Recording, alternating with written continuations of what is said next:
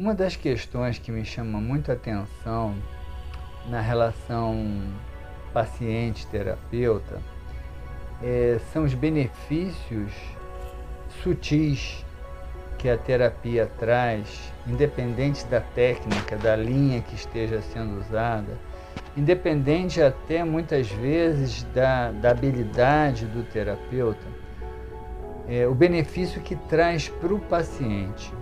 Porque é claro que existe ali uma expectativa em função de sintomas, da erradicação de sintomas específicos, que são as queixas do paciente, e esses são os objetivos mais notáveis, né, mais observáveis do processo terapêutico.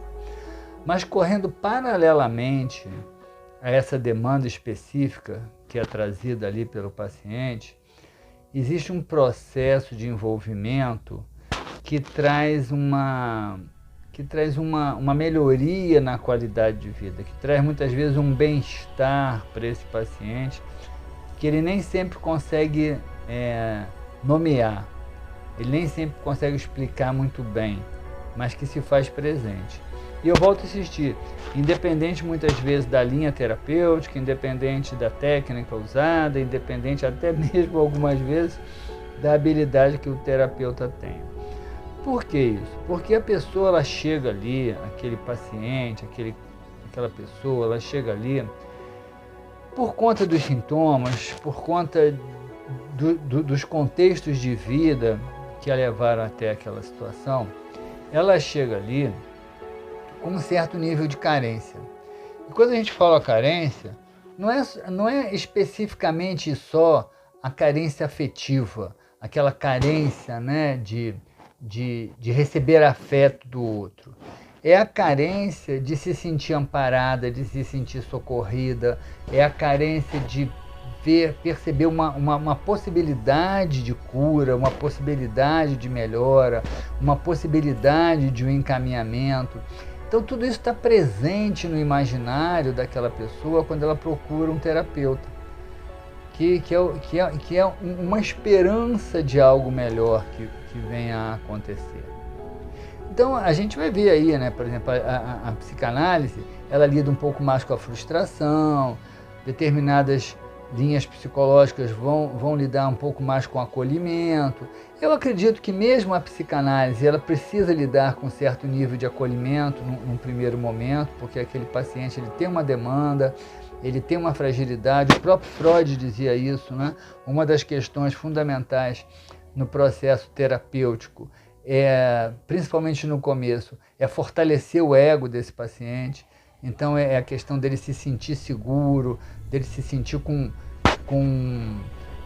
coragem, né? Com uma esperança de que aquilo vai se resolver. Então esse envolvimento que existe entre o paciente e o terapeuta, ele por si só, independente de todos esses fatores que eu citei aí, ele é benéfico, né? A gente vê como que a pessoa se sente bem por ter alguém que a escute, alguém que não vai julgá-la, alguém que não vai condená-la, alguém que não vai fazer juízo sobre as suas posturas, sobre as suas atitudes, sobre o seu passado.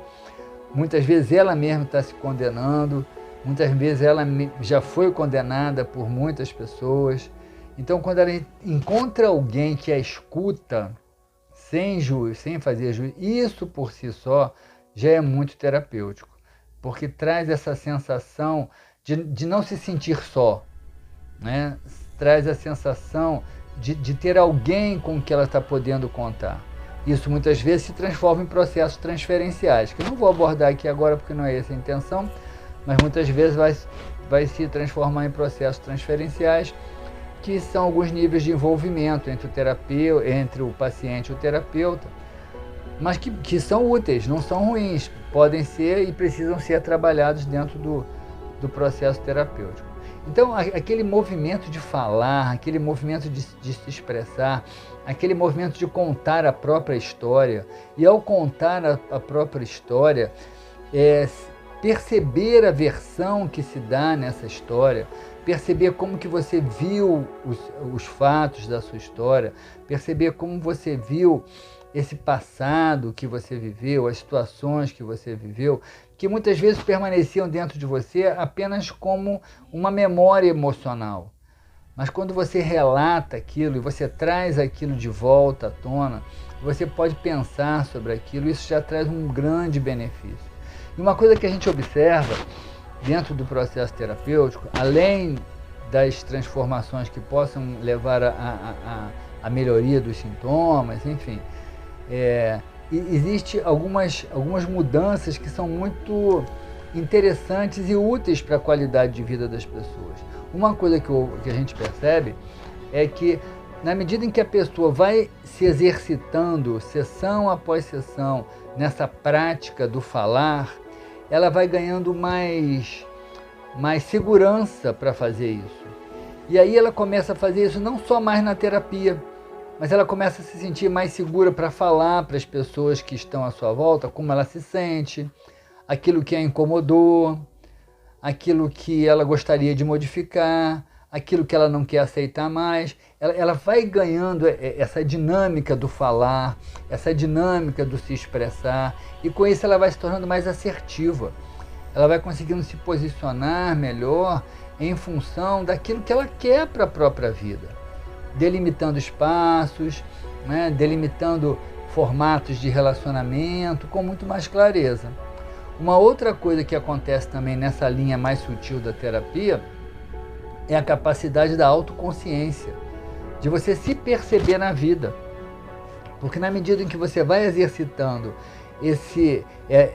o discurso das versões do seu passado, que você vai trazendo à tona as versões do seu passado, você vai aprendendo a se perceber, a perceber as suas posturas, a perceber as suas motivações, a perceber as suas emoções.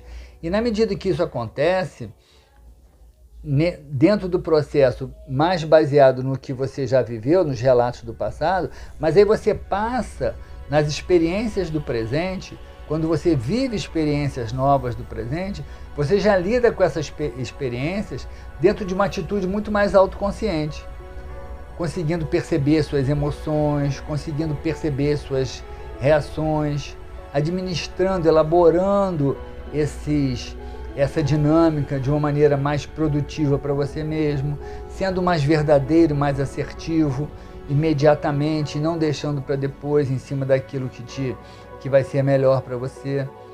Então isso é muito interessante, isso me chama a atenção, porque as pessoas elas chegam no processo, e as pessoas veem a terapia muitas vezes só como um processo voltado para a demanda dos sintomas que são trazidos. É claro que a gente sabe que esse é o objetivo imediato, né? Essa é muitas vezes a porta que leva a pessoa para a busca de uma terapia.